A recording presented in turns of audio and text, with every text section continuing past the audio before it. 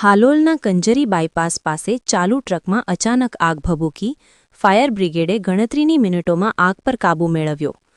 Halol ગોધરા-વડોદરા bypass road પર હાલોલ તાલુકાની કંજરી ચોકડી પાસે એક ચાલુ ટ્રકમાં અચાનક આગ લાગવાની ઘટના સામે આવી છે. રાજસ્થાન પાસિંગની ટ્રક RJ17 GA 5284 કે જેમાં ડ્રાઈવર કારુલાલ ગુજ્જર અને હેલ્પર ગિરિરાજભાઈ ભીલ ઠાકોર સવાર હતા. આ ટ્રક રાજસ્થાનના રામગંજ મંડીથી કોટાસ્ટોન પથ્થર ભરીને સુરત જઈ રહી હતી. તે દરમિયાન કંજરી બાયપાસ પાસે અચાનક ટ્રકમાં આગ ભભૂકી ઉઠી હતી. આગ લાગતા જ સ્થાનિક વ્યક્તિએ તુરંત ફાયર વિભાગને જાણ કરી હતી.